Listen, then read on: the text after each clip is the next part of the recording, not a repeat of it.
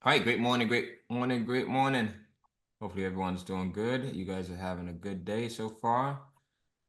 We're going to kick off today's Monday morning meetup by talking about the importance of series publishing, right? And I think it's something that, we don't talk about much. We talk about it in the course a lot. We give you guys step by step in the actual Kindle cash flow training program, but we don't talk about the importance of it as much as we should. And I think that whether you're publishing fiction or nonfiction, you should be thinking along the lines of how do I publish in a series or if there's some continuation, even if you guys are publishing like courses. So if you think about, I don't have my book, a copy of my book here, but even if you're publishing informational products, right? You can take something like how I have the Kindle Publishing Secrets book, which then leads into the Kindle Cashflow program, which then leads into the FastPass program, right? So there's this ascension there. So um, obviously you're familiar with publishing to fiction.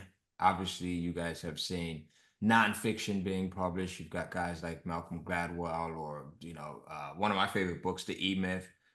When Caroline, I first bought the E-Myth, I didn't buy the first version in the first one in the installment. I think I bought like book number three, which wasn't actually as good as number one. But Right. because I got so much value out of book number three, I went back and bought everything else. And that's the benefit to having a series is you now take this person that's going to buy possibly one book from you, and you have the potential to turn that person into like a serial buyer. So Yeah, serial buyer. a serial buyer, there you go, right? Right. And also, the some people, I get loads of people that meet my pen name at book number 4, and so they're like, okay, well, this is like cliffhanger series, so I've got to go back to book 1. Um, and and then you've got them there, and then when you've got a bunch of other series, then they're going to go back and have a look at those while they're waiting for your next one as well. So it's just Yeah. very powerful. Whenever I meet people and mentor people, I've got somebody actually today, and the first thing I'm going to be talking about with this person is series. They've done a bunch of standalone books, Okay. and so uh, and I think a lot of people would doing that over time, especially in the non-fiction space. I'll do a book on that, Mhm. book on that. And I think it's really important. And what we want to do today is just enthuse people a little bit more to and motivate people a bit more to consider series publishing for non-fiction as well, because it's just as powerful, like you say, Ty. You're just taking Yeah. people to one product that's going to lead, and it has like a domino effect Yeah. onto other products, whether that be courses or books. So yeah, power of the series, the power of the series The power of a is series. incredible. You know what I always think? I tend to think logically about things, and I just think, well, not even just about the whole thing that, I want people to read and then continue reading with me. But I actually think if I'm going to invest in this book, let's call that book 1. And say it's book 1 of 1. It's a stand. And I have done a standalone before, and it would have been better broken up into a trilogy. Um, and if I am going to sort of do this with this one particular book, and say I'm going to like promote it and go into some paid promotions and lots of free promotions, I'm going to email like crazy about this book. I'm going to launch it really correctly. And then I'm going to advertise it. I'm going to pay every day to advertise this book. Isn't it Yeah. better if you're going to pay, I don't know whatever your figure is, $10 a day, $100 a day, 200, whatever the figure is that you're investing into advertising. If I'm going to invest X amount of dollars every day, I would rather invest that into a series of 2.99 or 4.99 books, depending on the length of the books, and actually get paid on 6 or 7 books rather than getting paid on one book. I'm just going to get more money back for that one ad, or Yeah. rather that one advertising campaign on one book. So it's just logical, isn't it? Would you want to have spend, let's say, easy math, $100 a day to get 20 sales a day on one book, 100 sales, whatever you're aiming for, or would you rather have those sales on 6 or 7 books? So logically, you're going to make a load more money on, you're going to get your more value for the money that you're spending, should I say? So that was Yes. just so when I started publishing and learn all about series publishing, it just made complete sense. And it's so exciting for the readers as well when they know they're reading like a whole series rather than just a book and then they're going to go off and not see you for a while, you know. Right. So yeah, we were doing some Vela training last night, Ty, and we're talking to people about obviously publishing in episodes as well. But some of the people were talking, one person was talking about a really, really long book of like loads and loads of words, and she's breaking that up, and she's going to do have so much more traction by doing that than just putting out that one big fat brilliant book that she's actually written, you know. But a lot of Yeah, people it's don't know super it. smart. Yeah. I think we do know it. I think we just look, it's easy to follow what's traditionally been done. It's easy to follow what's been done, right? And I think that it goes back to my mom used to say, sometimes I would come home from school and my mom's just sitting there in the living room sometimes. No TV on, nothing. And I'm like, hey mom, what are you doing? I'm just thinking.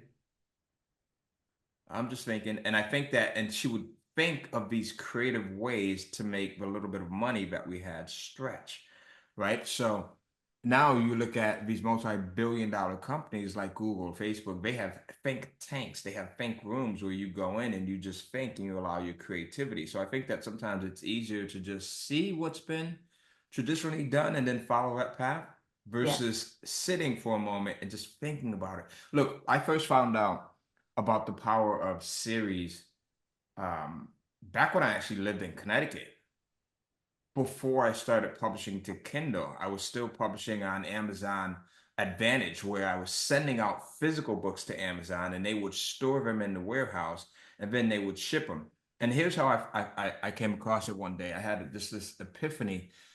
There was a company next to us in Danbury, Connecticut. I forget the name of it, that used to sell collectible thumbnails, yeah, right? So sort of like mini shot glasses.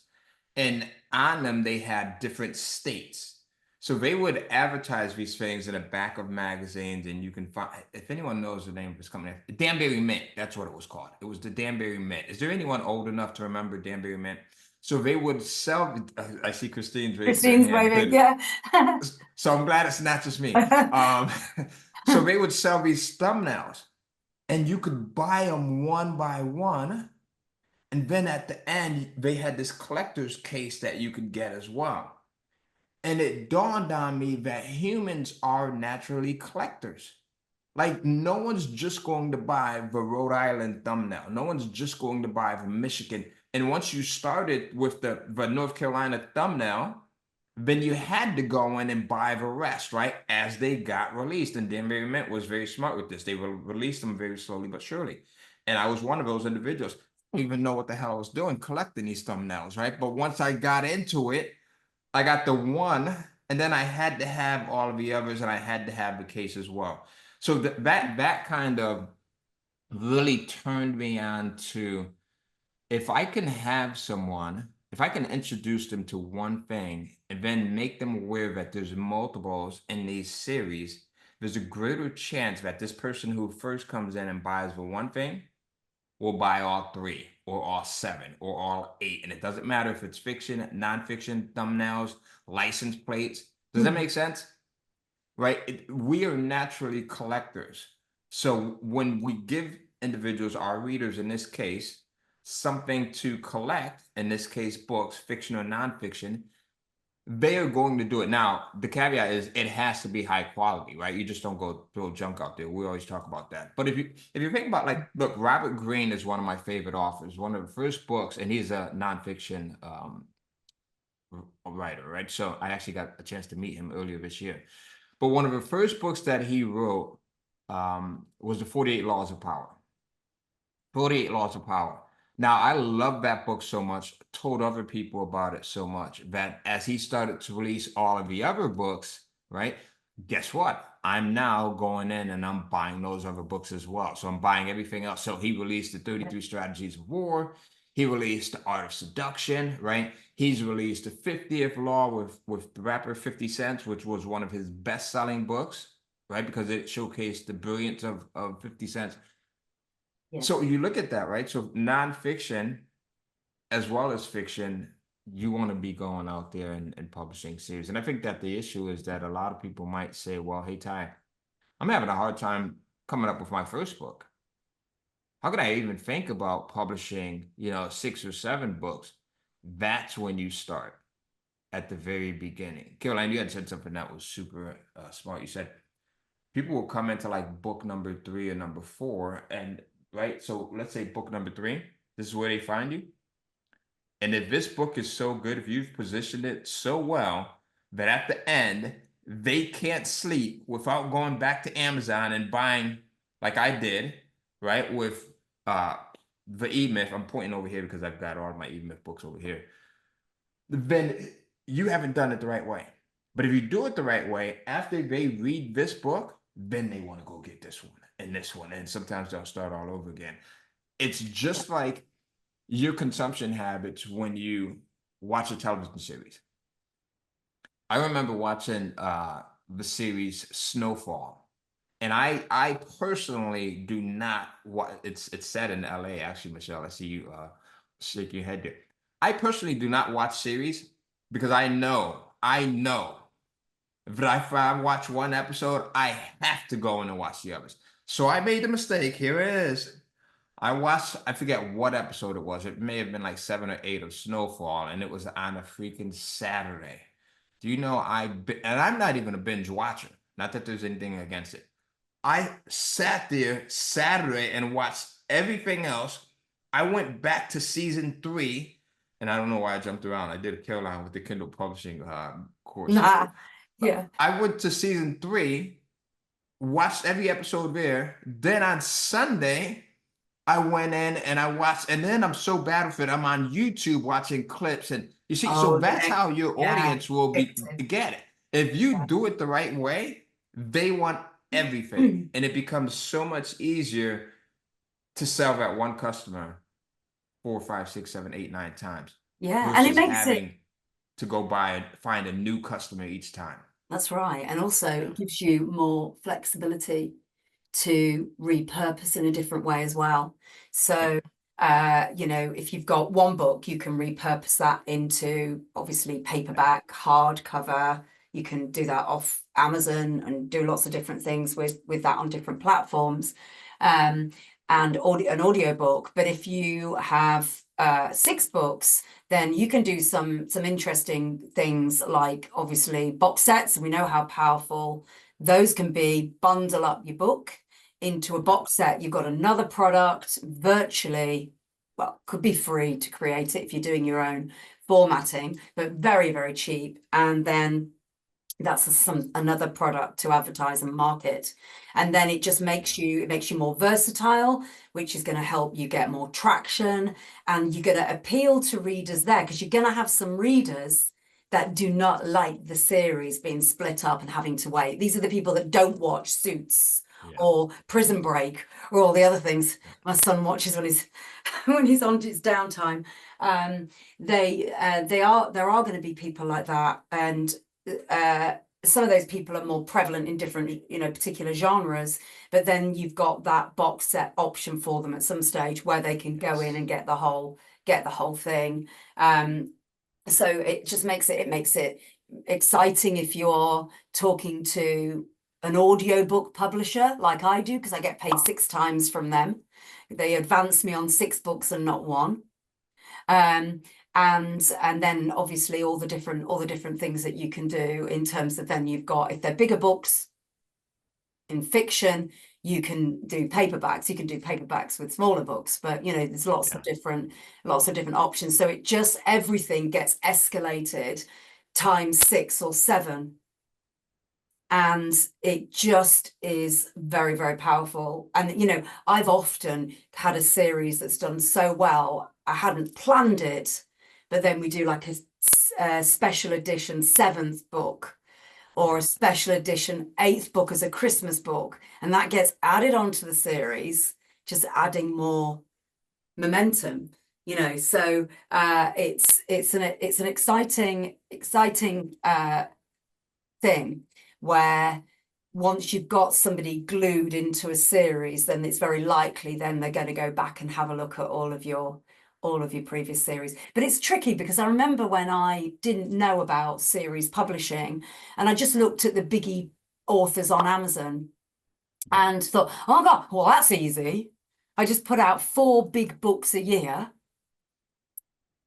That, Which is actually not how it's done. no, because that's You're what just not they're doing. sporadically. Yeah, Yeah, it's right. yeah. Yep. But that's what they're doing. So actually that could work, and that was working for them for a particular reason. We don't know what their budget is and how they advertise and market. We don't know that other than what we can find on them.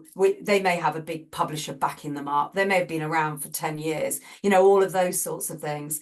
But if you look at the top 50 books on Amazon, many of those books will be, in a series, even if it's a duo or a trilogy, it's still a series. And then it leaves you the flexibility then to add in another few books if you want to later. I always go with the 6 and then just like leave a few hanging out there, ideas. If the series does really well, I'm just going to carry on adding to the queue, and that can be pretty powerful.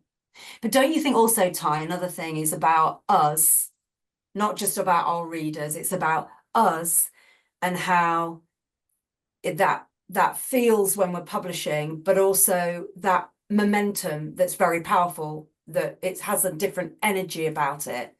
So when It you've does. got the momentum of, let's say, releasing a short book every week or releasing a long book every 2 or 3 weeks, whatever your plan is, but the more the merrier. When you've got that momentum, it's exciting for the team because it's like, wow, release day, Yeah. and it's another You're opportunity hitting to goals. launch a book, Yeah. which means it's another opportunity to get our what we call our honeymoon period on Amazon. The first 7 days, 10 days, 30 days.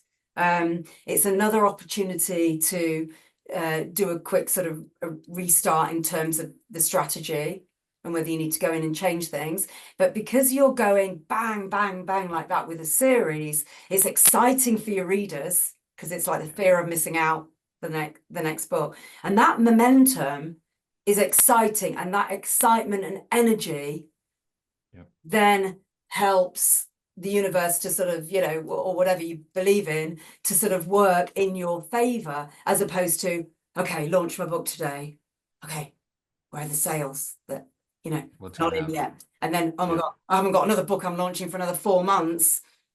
Oh gosh, I've spent all this money creating this book, whereas you can go, literally have that momentum and then just universe loves that. And when you see in the community the people that have really done well, the common denominator is Yes. I've released consistently for 1 year, 18 months, no gaps or little gaps in between. A series, one series ends, the next one starts in a couple of weeks, or whatever there is, depending on the size of the books, and it's no surprise, that they've got that momentum and the universe loves speed, and it's there's always lots to talk about with our readers as well. There is. And I you think you know bring up some great points with that, right? It's going back to like having a launch. Like I think that one of the things, well, one of the things that works in my favor is making it an event, right? Making it like this big event when you're releasing each new book and being really creative marketing wise with it. One of the things that will help is if you have a list and your list is all geared in the same direction, right? So when I first got started, I made the mistake of just publishing just a little bit of everything, right? So as a result of that, I had one small list here, tiny list here, a tiny list here, right? This might have been fiction. This might have been nonfiction. This might have been nonfiction as well. Maybe this was talking about growing Japanese tomato gardens. Maybe this was talking about wedding planning. Maybe But not this might have linked been, at the been same time. mystery. This may have been romance. And now I've got all of these small lists, right? Versus me just going in one direction initially. Yeah. And now I've got a huge list.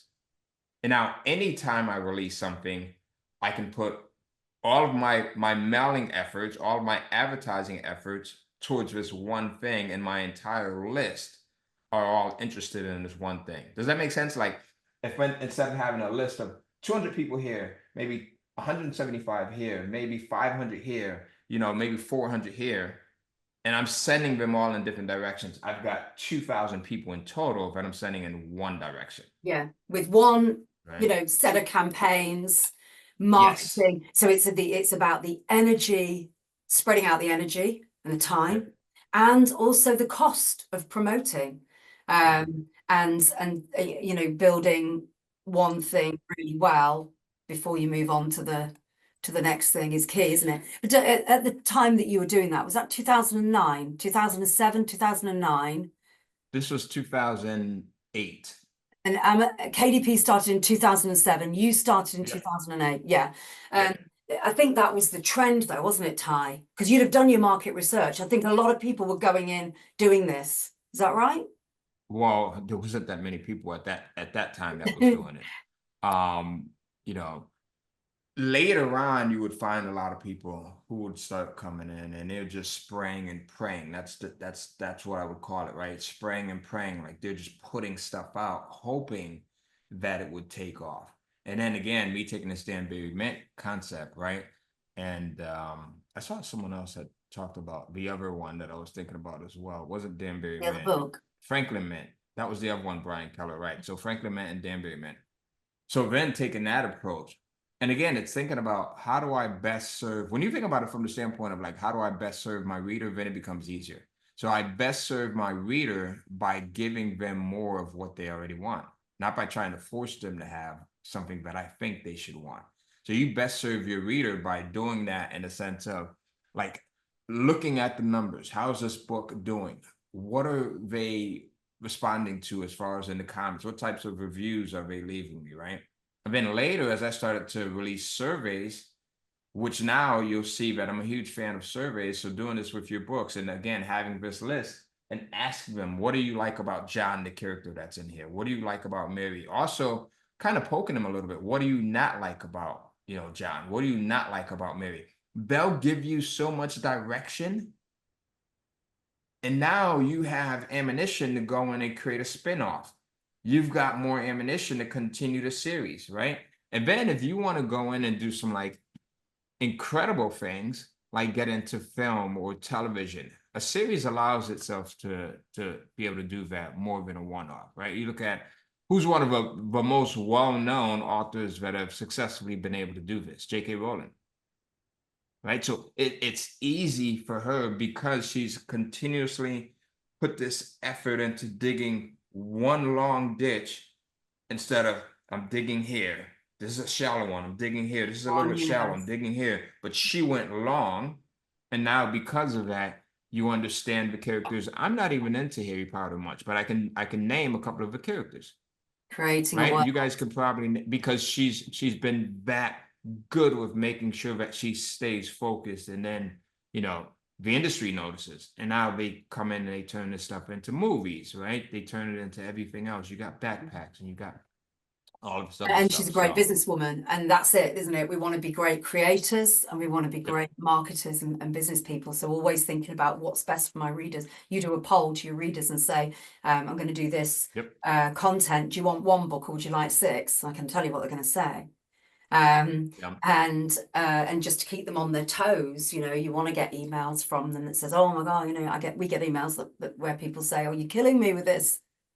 yep. Because can you just like bring the next book out today? And that's what we want, because then people are going to stick around. And like the analogy of watching a TV series, people are just like, can't wait for that next Prison Break episode or whatever. They can't Yeah, wait. Even exactly. movies, right? So you Even see film movies, companies yeah. do this, Yeah, yeah, yeah. right? Mission Impossible, right? I can't wait till the next Mission Impossible.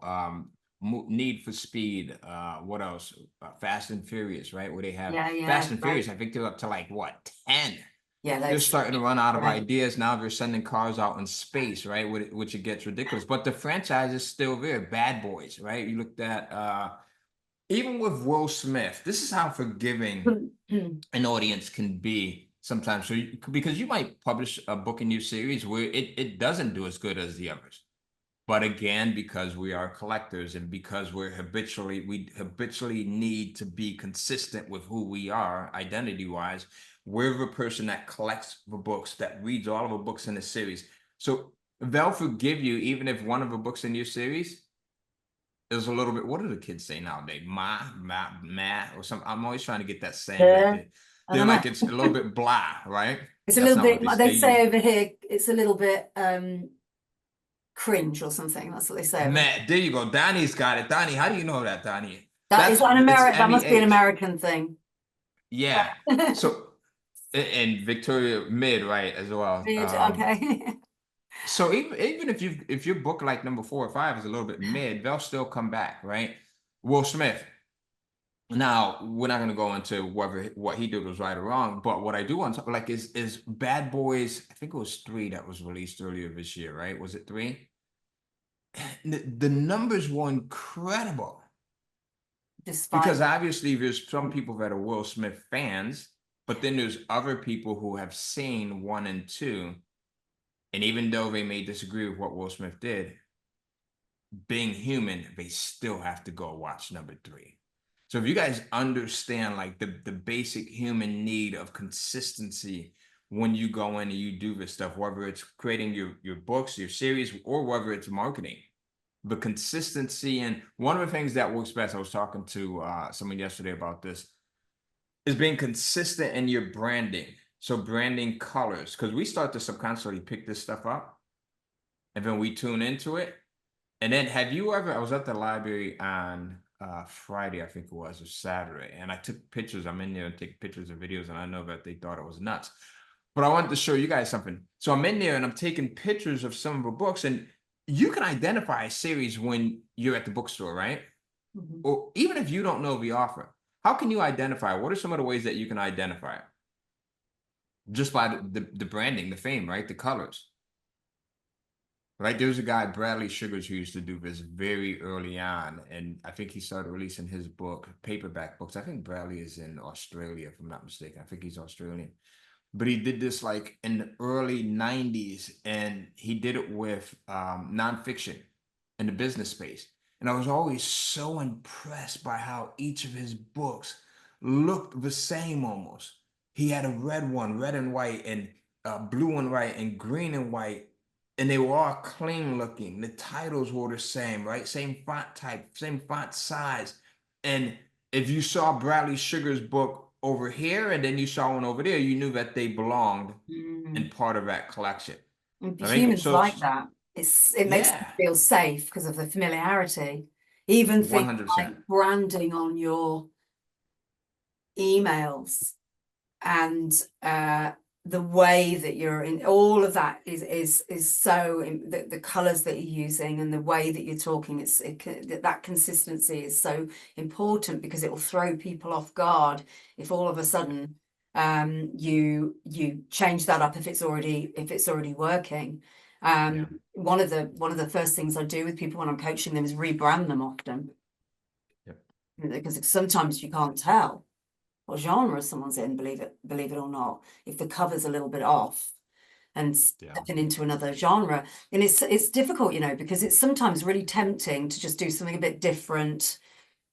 Oh, maybe I'll try and do covers a bit more like this. And you think, oh, hold on a minute, that's not really in fitting with this particular genre. So that branding is you can take a risk and do things, and things like covers can be changed easily. yeah, But even so, it's it's critical that you've got that sort of consistency, because it's the whole fan base thing. They like the familiarity. Yep. They like to know and feel safe and know what's coming, because we like Yep. that security. We know what's coming. We know, all of a sudden, if you're a clean romance writer and you start getting steamy in your books, that's a whole different genre. Do not do it. Do not cross the line. They will not like it. That's why they're Yep. here, or not over there. So then just create, if you've got, want to do that, then you create another pen name, another pseudonym, because it's crucial. You can get away with it being a bit all over the place a little bit at the beginning, but and we were talking about this actually again in the Vela training, because you can sort of get away with a bit of a jumping around a little bit in Vela, because because of the way that episodes work, but you can't sustain that on the main on the regular KDP platform, because your demographic is completely different for each genre. And so that's so important, isn't it, Ty, that you've got, it's like your marketing and everything, it's consistent. If you started Yeah. going out and talking differently, or all of a sudden, you start doing challenges and sessions, we just start swearing, cursing, Yep. Yep. that's not consistent with the way that we normally do things, and that will throw people off. They're like, what's going on with those two? Yep. Yep. There's something going on there. They need a break. And so, it's that whole thing. And branding is it's like your Mhm. brand, isn't it? People know. It And totally there is. are people that go out there and curse, and they're very successful, entrepreneurs that do Tony that, Robbins is one, influencers. right? Yeah, yeah, yeah, Yeah. yeah. Yep. And that's like everyone like, yeah, that's great. Fuck this, fuck that. That's okay. Yep. But that's not the brand that you've Right. created. So that'll look a bit sort of like Time needs a holiday or some You vacation. just threw me off just now, just with the example there. But it becomes a pattern interrupt, right? So, and it's a pattern interrupts could be good or it could be bad. That becomes a pattern interrupt in the worst way, because now you lose and you have to start to rebuild and kind of find people that like that direction Yeah, that you're going in, right? So yeah. it So that's Ty, that's a it's can I a really ask good you as point. well, when you were doing all Yep. these standalone topics, which Hmm. was more sort of in line with the trend that had started on Amazon back then, and people were Yep. doing pretty well with that, in the non-fiction space. What was that? How long were you until you did your first series?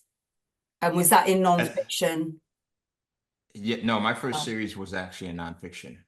Yep. So it was in the music space because it was easy for me. That's something that uh I knew a lot about, right? And also it was just listening to the audience.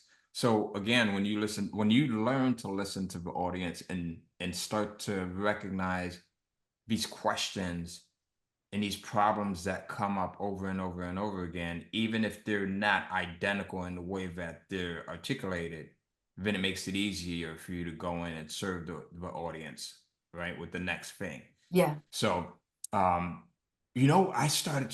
would go to the library, and when my mom would come down here, at this time she was older. So not library, I said library. We would go to the bookstore. So my mom's always been this like ferocious reader. So when she would come down here from Connecticut, our moments would be going to the bookstore. So we'd go to the bookstore, we'd get coffee for her, I'd get my tea, and then we'd go in and she'd get some books, we'd get some magazines, and we'd just sit there for like 2 hours just doing our thing, not even saying anything sometimes. We're just chilling, right? And nice. then I would go off and wandering around Barnes and Nobles. We've got huge ones here. So wandering around Barnes and Nobles and just looking at all of the different sections.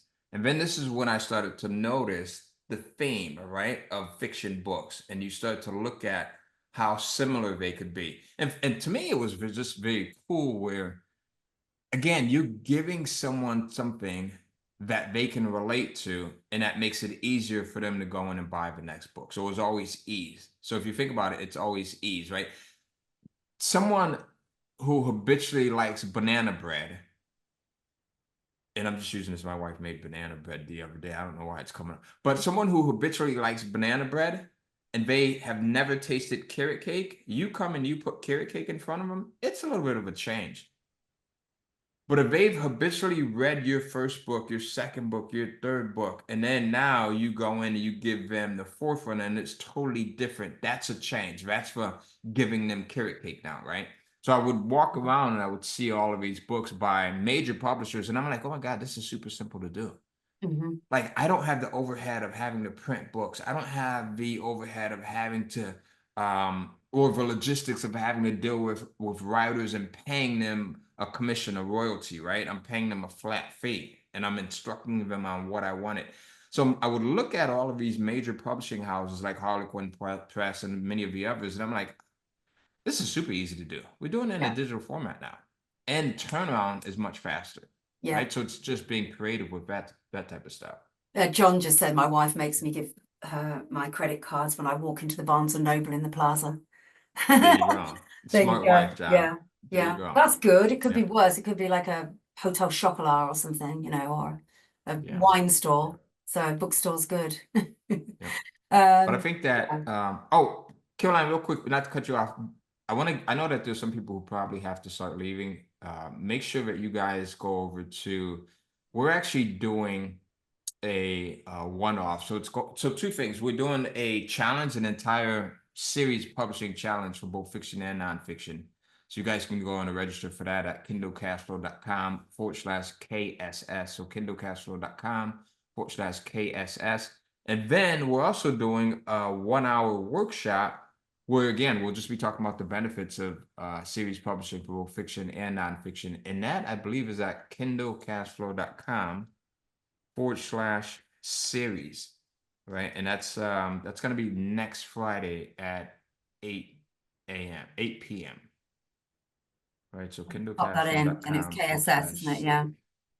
like that. Yep. And yes. Well, Yep. it's So got the WW. kindlecashflow.com. Yeah. Yeah. I'll give you both links actually. So this is going to Oh, be the 1 hour workshop, and that is next Friday at perfect. 8 p.m. And then this is actually the 5 day series. Oh, look, I've got series on mine. The 5 day challenge, Mhm. and that's at kindlecashflow.com/KSS. KSS. All right, Yeah, thank you. Yeah, perfect. perfect. Um, yeah, and they're going to be great. Yeah, It's, it's gonna be really good. When I think about the things that have made me, when it comes to book publishing, right, made the most money, it's been a series. yeah, It's always been publishing in that format because again, it's easier to continue serving that customer. Um, And it wasn't until I started to, and we talk about this sometimes later, right? As when I'm publishing these one-off books, and one might do well, one may not do well, right? That I started to come up with this concept of one is the worst number in business. Not only with book publishing, but also with other things, right? If I had just one list that catered to just one genre, and then if something happened to that list, right now I'm dead in the water. So one being one of the worst numbers ever. And I'm one going to talk about writer, that. one team One member. writer. That's a good topic in itself, isn't it? In Yep. terms of Yeah. teaching people how to scale content and team help and that sort of thing. Yep. 'Cause when you're One relying writer, on one one thing, editor. yeah, if that goes Yep. wrong, Everything. then you are, screwed. So yeah, and that's about being open to everything as well. The other thing about being, of course, the priority thing about series publishing is that it is better, great for readers. Yeah. And we know that just with the Harry Potter example, and Colleen Hoover's another example, you know, when her recent blockbuster, It Ends With Us, came out, you can see from the other books in the series, you've got potential for other movies. Yeah. And that was a series, even though people think it was just one book.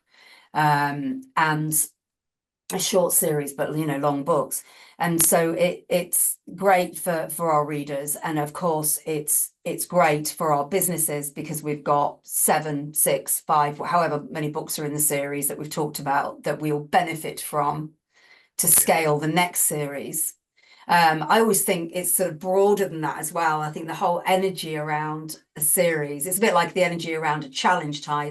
It's great when you've got like 5 days with people rather than just the one session with people, even though they can be Yeah. great for certain people that that just want quick and it's a quick session. Yep. But I think that it's great for the people you hire, because they can see from a motivation point of view, oh my gosh, I'm a writer, I'm a ghostwriter, and I've got 6 books that I'm going to be commissioned for if Ty Caroline's happy with book number 1. So it's just the mentality of your team is more exciting and secure, but it's also great for you, so you don't put this massive pressure on yourself to make that one book, because you've only got one shot this 4-month period or half a year period, the best ever. You've got like the whole series to take the readers on a journey. And like you say, if one book's a bit meh, whatever the word is, then the I readers, think you got it. you can go in and change it up. And actually you get away with that. That won't be so obvious when you go in and make a change to book 4 because it wasn't proofread properly or whatever. Yeah. But also, and it's not really noticed. But also, you make it, you just take that big pressure off yourself. It's that one book you've been writing for, or you've been having written for the last few years. It's that one book launch, and then all of a sudden you go Oh onto my the God. Amazon platform, and this is pressure that, and you just think that book's going to sell because that book will be great, providing the Yeah. quality is really great. And then you realize the multi-million books on the platform, and that's your one shot. It's like getting one shot at That's your everything in one life. shot. That's the power of the series. It's not just about for the readers, it's about for us and our mental health and our business growth, and it's super, super important, because it's way more exciting publishing 6 books in a row than it is, just that one book. And it's great for people because if they've got just that one book, it's never too late to go back and break that book up into Or to continue on it, right? or I to mean, look, continue. Yeah. we see that happen all the time. I spoke to a lady yesterday who said she's got a 180,000 word book, which is amazing. Wow. And I said, and part of me thought, oh, I'm going to tell you to break that up into a series. And Right. she said, oh no, that's just book 1 in the series. And we're like, yes, that's exciting. And so that, will be a trilogy or whatever it's going to be. But Mhm. she knows what she's doing in terms of that series approach. But I've worked with so many people and broken up their books. Let's break that up. Let's release Look, that again. It's a series. Gabby, right? So Yeah. when she spoke to Coach Jawara, it was that type of a conversation because she had what 100,000 words or something, ninety Yeah. thousand words or whatever what it might have been. And he's like, Gabby, you have to break that up. Yeah. Right. And she And then she said did she really was well. yeah, and she's Really right. So well. she said that she was so resistant to doing it because she's a natural writer, right? So it comes to her and Incredible. she is there and she's creating her content, right? Yeah. Just putting a She's lot. doing that on multiple platforms now. She's doing that on Vella now, of course. She's doing Yep. really well on there. And and she's still able to do all of that and balance having 4 children For literally little climbing children. over most of the time. Uh, Yeah, for these very young beautiful, children. beautiful things, these beautiful people she's created, and amazing. So it took a bit of a while, and then I ended up doing some coaching with her, and we looked at this approach, and it took a bit of a while to get her head around. I don't really want to break this book up. And I said, Hmm. it's going to be worth it. And then it ended up being really worth it for her. She did incredibly well and continues to do so. Um, Yeah. and that's a classic example of being an amazing creator at that stage, but you don't know what you don't know. And believe me, No, there's no. so many books on Amazon, you might not even be able to figure it out unless someone tells you that there's a different way of doing things, which could have a 10x effect on your business, Yeah. by publishing regularly and often. And I think that that leads us into our quote for today, right? Yeah, Because with Gabby and with many of you, it may be terrifying going from having this long piece of content and then someone saying, okay, well, you'll probably do better if you break it up, right? That's going to be very uncomfortable for you. Just even hearing about the concept of it, as it was for Gabby, right? After talking to you and Jawar, it was very uncomfortable for her to even like take that approach. So our quote today is all progress takes place outside the comfort zone. And this is from Michael John Bobbitt, digital artist, songwriter, poet. All progress takes place outside of a comfort zone. And that is stretching yourself. It's doing something that, oh my God, you want me to go in and I've got, I'm a long form writer. I write, and now you're telling me you want me to start rethinking this and start changing my approach so that I'm writing these smaller books? Like, do you see how uncomfortable that could be for someone that for years has written 100,000 words each book, right? 150, or in the case of the young lady that you spoke to yesterday, almost 200,000 words. yeah, That's totally different, right? So yeah. all progress takes place outside of our comfort zone. And it It is does. in those moments, yeah. That's so powerful because one of the things that you do have to do when you're starting out publishing is sort of unlearn some of the behaviors, Yes. some of your ideas about what you thought you were going to do. And I remember when I first looked at the business, and I was with many people that had just started in this business, and we were all sort of thinking, okay, well, there's the strategies of series publishing, the way that we're pricing. It sort of feels like it feels hard, but actually when you get into it and just do your first series, the second series is a walk in the park Yep. compared to that. And then you see the power of how each book is building anticipation with your readers and engagement with your readers. And that's beautiful to watch. You know, you can see readers drawing deeper and deeper into the series because they've had to wait. They've gone from one to the other, and there's this oh, will she, won't she, or he said this, and or he just murdered who, or whatever's going on at the end of your book.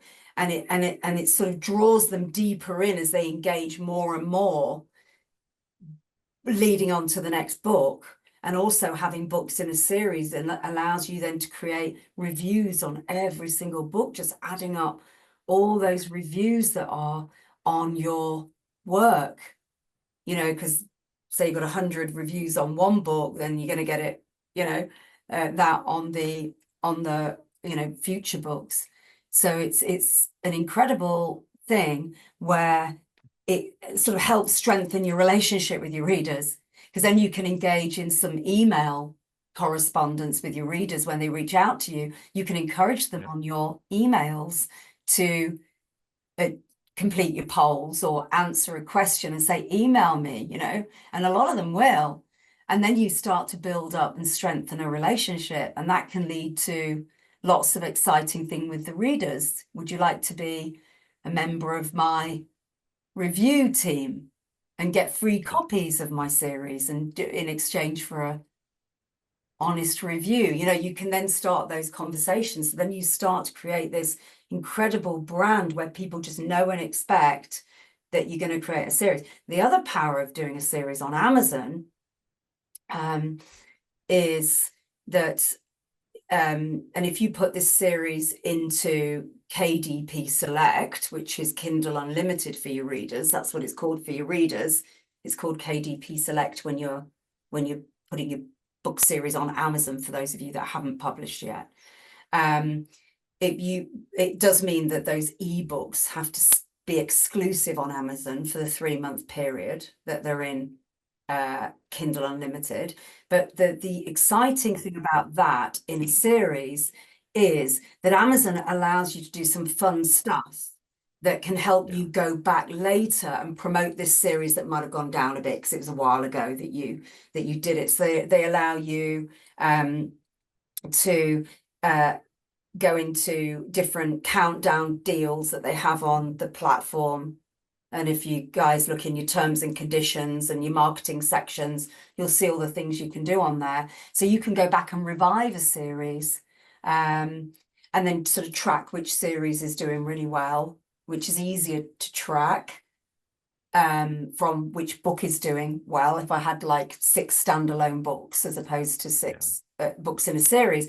So you can do a lot of fun stuff and like make the first book free. You can make the second book free if you want to, you know, for a time, and draw more people to your series because you know you've given them a couple of books free or 1 book free, and then they're going to read the rest of the series. Why, if they like it, you know. So it allows you to do all these sort of fun promotions that don't cost you anything on there.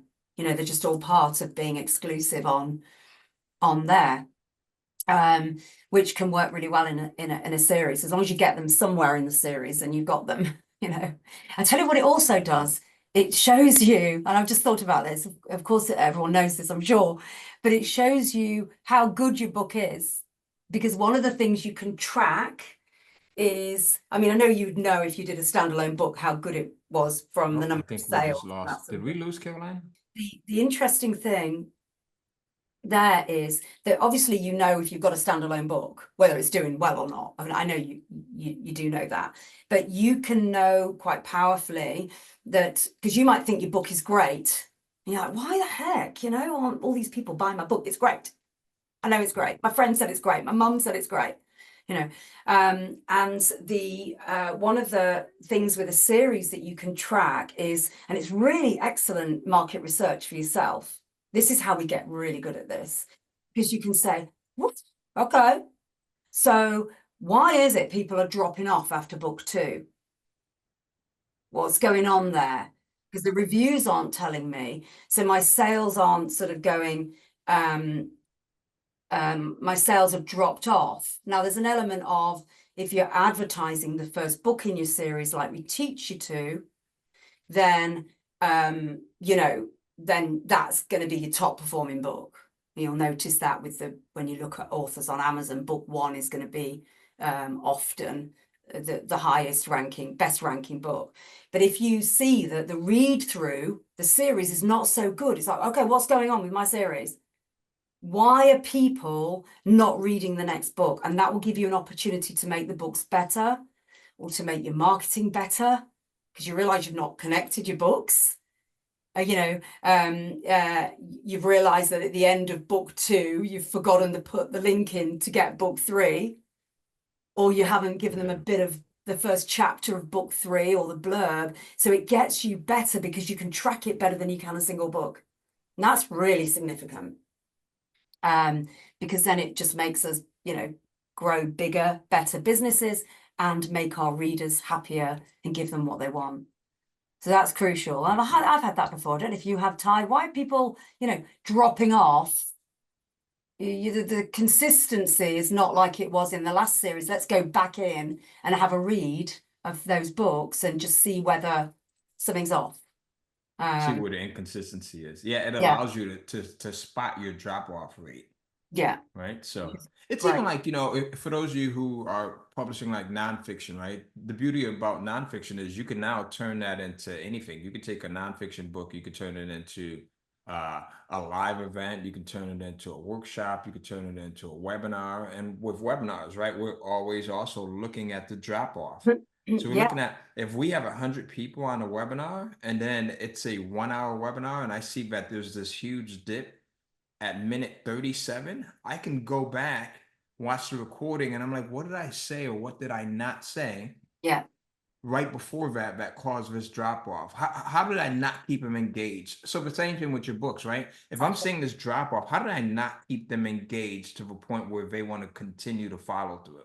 Yeah. Right. So this is one of the benefits to series publishing that you don't get in one-off publishing, right? People, they don't buy that book. You just really, you guessing. You can poke around. There's some other things that you could do, right? But you have a little bit more transparency when you're publishing in a You series can track so much format. better, can't you? And Yeah, and absolutely. also it's rather than just one time, it's 6 times to try and get them to subscribe to your list.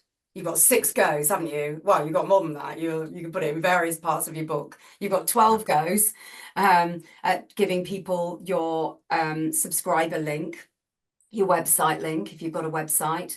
And you know, I give an index of all my books by the pen name. So you know, special Christmas editions, different things. So it gives you 6 chances to hook people into the rest of your content rather than just one. And you just keep saying, join me, you know, come over to my email list and we'll have some fun over there type thing. And then you're doing that again and again and again. By the 5th time, people are like, okay, I'm joining. So it is just 6 shots at getting people to go to your other content or your courses. If you're doing non-fiction and you want to take somebody from your Japanese tomato garden, whatever your example was, to That's it. your Japanese tomato Japanese garden. tomato. Yeah. I'll tell you one of Tomato, the biggest tomato, things, and garden.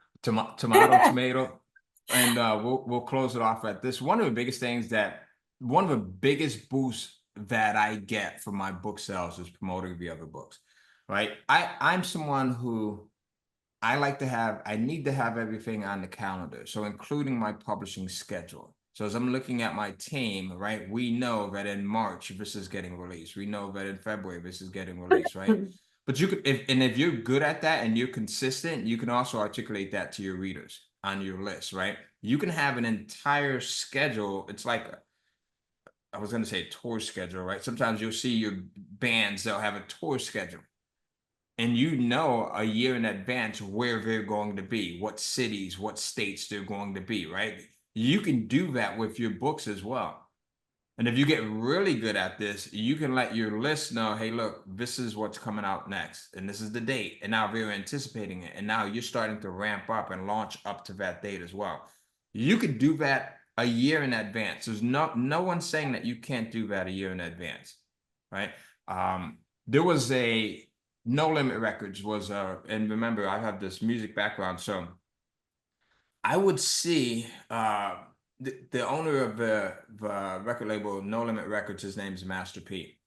And they were so smart at like marketing records that were going to come out 6 months, a year down the line. And what he would do is in the back of the CD, he would have all of the artwork for the upcoming albums.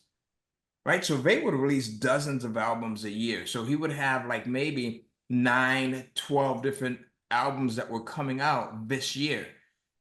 And what's happening is if you liked that album that you had gotten, right, you're waiting for the other albums to come out. So I started to take that approach as well. So in my books, I would go in and I'm like, here, I would get my book covers created in advance. And now I'm starting to promote those books in a roundabout way Yeah. by just casually including them maybe in an email or something like that, or just having them listed out. And people, they start anticipating those things. So there's so much that you could do with series.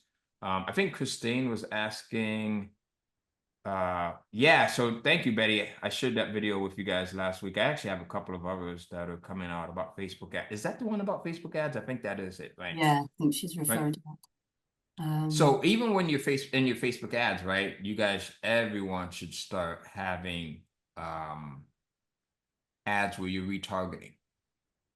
And you could be retargeting someone who bought book number 1 and you're telling them about book number 2. You could even be telling them about book number 3 and 4, right? That's coming out, even if you don't have these out, as long as you're consistent and you are going to make your schedule.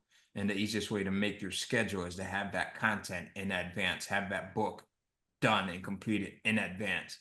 So that if you're saying March 15th, this book is going to come out, you're not hoping for your writer to get it back to you by March 7th, right? You have it done a month in advance, 100%. So now you're just releasing it, right? So when you do that and you get really good with your dates, it becomes much easier to start marketing in advance, right? So hopefully, guys, this is give you guys some insight in series publishing. Again, both of the links, I'll put them into the chat here. So kindlecashflow.com/series. That's going to be the one-off, 1-hour workshop that we do Friday after next. And if you're watching the recording, if we make this recording available, it may be this Friday, or it might be the Friday that just passed, depending on when you are watching this. And you can also go join us on a challenge by going to kindlecastle.com/KSS. All right, so kindlecastle.com. I think my link is broken in that one. All right, Yeah. so kindlecastle.com/KSS. Me. Caroline, any last words? I just think you could talk about series publishing forever. I've got so many more ideas. So yeah, go to the Yeah. challenge, and it's a very powerful thing. And it just when you look and you get to the end of the year, and you've got, I don't know, 8 series or something by the end of the year, whatever. Then then all of a sudden you realize, wow, you've got that Barnes and Noble library. And then then you can start to then remember, of course, paperbacks you can do straight away. They're free to do, more or less. But you can then start to look at bunching up products together, and selling them separately. But also you can then look at translating all of that if you wanted to. Yes. And that's the other thing. So there's sort of repurpose, and it just gives you more, a series gives you more content to repurpose as well, even if it's the same amount of words as those 4 books a year or whatever. Then all of a sudden you've got this huge list and following and content backlist, and you can go back and revive the covers and do all sorts of fun stuff. And then it's also fun when you go back and you look at those early series and how you're still making money on those, even if you're not promoting them. So, That's the fun part. I'm going to go and promote them now. Yeah. Yeah. So yeah, it's just an interesting topic, and it's very valuable for people, whether they're doing courses or books. Yeah, for sure. So yeah, have a great week, everyone. We hope that was fun. We know that would have been fun. Yep. And you can do this for fiction and nonfiction. So just remember, like in the fiction side of things, I think I like to remind people of that, because sometimes they forget. Like on the fiction side, we know of the J.K. Rowlings, we know the George R.R. Martins, we know the James Pattersons, right? But on the nonfiction side, think about, like, again, you got like Dale Carnegie. That's a name that we all know, right? So he's published the How to Win Friends and Influence People series, right? That has inspired a ton of different follow-ups. Then you got, of course, like John C. Maxwell. You got like the Mark Manson. And then you got newer guys like Ryan Holiday, right? Who has like, and I didn't even know, I think I sent you a video on Ryan Holiday over the weekend, Caroline, but he's got the whole stoicism thing going on, right? The obstacle is the way and the ego is the enemy. And so really it becomes very doable for both fiction and nonfiction authors. All right, guys, we'll see you. Stay well. See you next Monday, which will be in about 30 minutes from now. You said that last week and it feels like 30 minutes. Yeah. All right, stay well. Take care. Have a great week. Bye-bye, everyone. KindleCashFlow.com/KSS to go register for the challenge. All right, stay well.